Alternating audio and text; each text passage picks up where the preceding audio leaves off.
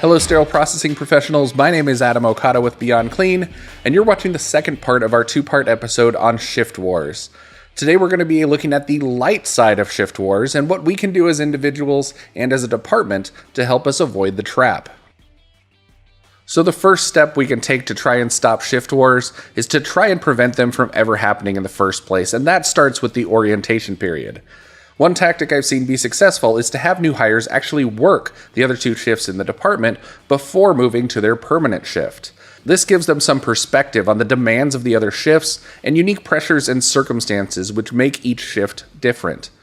This way, when other employees start complaining about the shifts not working, you have people there who have worked those shifts before and know that it's not all wine and roses on the other side.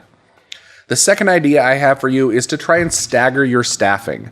What does that mean? It means that instead of having 6 employees on day shift, 12 employees on PMs, and 6 employees overnight, we create unique shifts for everyone.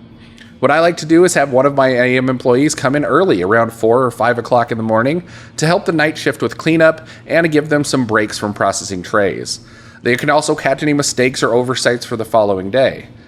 My day shift would start around 7, but not everybody would come in at that time. I like staggering staff at 9, 11, or 1 p.m., so as more carts start entering the decontam area, more staff are there to handle that increased workload. This also gives the AMs some help to the PMs who come in at 3 p.m. to a ton of carts, so keeping that AM staff over to help out during the peak busy times really improves employee morale. As those AM techs start leaving for the day on PM shift, I like to have more PMs or overnight crews start coming in. There's still a ton of work to do in the evenings, and it really sucks to have a huge percentage of the staff come in at 3 p.m. and leave at 11 p.m. with so much left to do. I like to think of staffing as a curve. As more decon or more work starts coming into the department, more staff will be there to process it.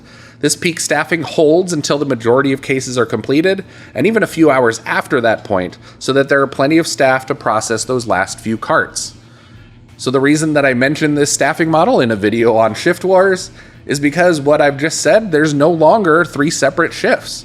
There are individuals working in the department and a lot of overlaps in their hours. So instead of 30 minutes of time together and a boring staff huddle thrown in the middle, give these shifts more time overlapping to see everyone in the department is really pulling their own weight. So there you have it, 2 steps that we can take toward the light side and try to eliminate the darkness of shift wars from ever taking hold again.